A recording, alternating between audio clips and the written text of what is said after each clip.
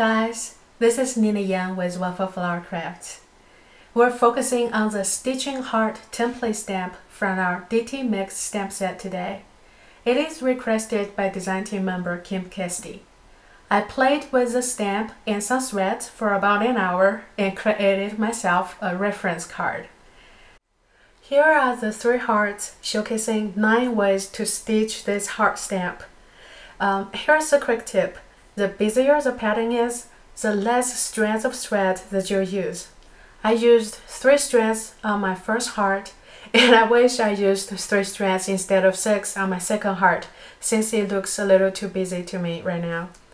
I used Backstitch for the outlines on the second heart, and used reversed Backstitch on the first and third heart. It actually adds more texture to the hearts. I'll show you how in this video. In case you have never used embroidery thread before, they all have 6 strands of fiber in one thread.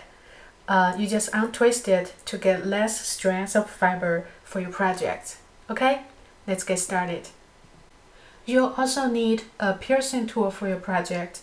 I recommend the Tim Holtz piercing tool and the Making Memories piercing tool. You can find them at Michael's.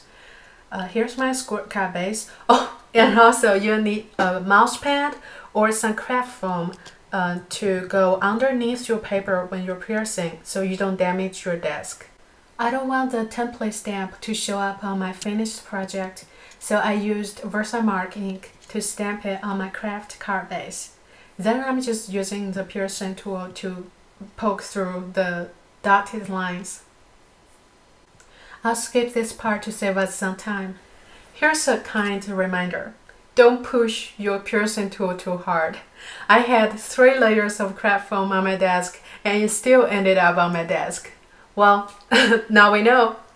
I was inspired by a photo I found on the internet to use metallic threads for my heart.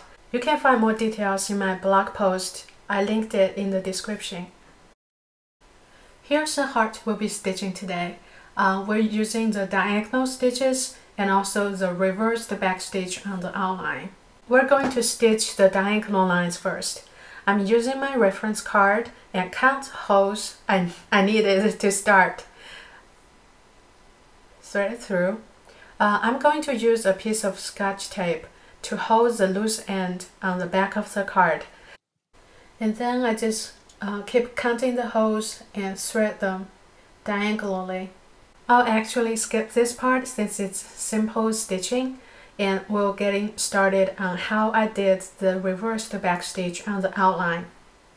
I will start at the bottom of the heart and use reversed backstitch for the heart outline. I will stitch a few more stitches and then show you what I did. It will be easier to explain.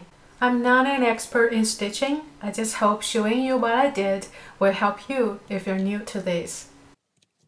After I stitched the first half of my heart, I started with another piece of thread and starting from the bottom of the heart again to stitch the other half. The most important thing to get this twisted, textured look is to keep your thread coming out from the same side of the previous thread. I'm using the right hand side on my card and I'll show you what I mean.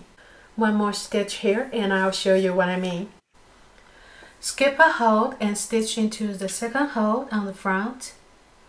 Backstitch into the skipped hole from the reverse side and come out from the right side of the previous thread and skip another hole and stitch it to the back again.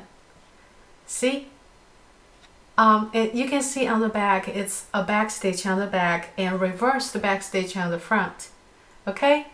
I'll skip the next part to save us some time.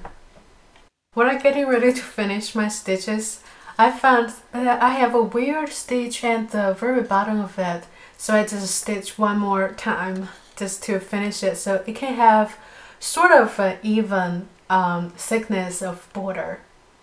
Okay? It still looks weird, but I'm done with my stitching. I'll just finish my card since, well, the time's running out. At first, I thought about using the flower circles die to frame the heart, but then I decided I will use this leftover piece of thread to tie a bow and see how it look. That will look good. How about the bottom? Oh, that's cute. This can be a candy or a balloon, right? So I quickly thread another piece of thread through the hole, the bottom of the heart and the bottom of the heart, and I'm going to make it into a string that's holding the balloon. I'm just experiment the position of the string. I decided to go straight down this heart. I put a dot of glassy essence on the back of the bow and put it down on the card front. The sentiment is from Fluttered stamp set. I think we still need something in the background for this card. I know exactly what I need. The clouds from Raincheck stamp set. On this card, to create a very subtle background for the balloon, it looks like that it's floating in the air, right? Okay. Big one there, small one here, maybe one more in the top. I really like this card. It's simple and sparkly. Okay, all the supplies are listed in the bottom of this video in the description. You can also find the reference card I did, the photo of the reference card. I have it on the product page for the DT Mix stamp set. You can find them there and download for your own reference. Thank you for watching. Bye!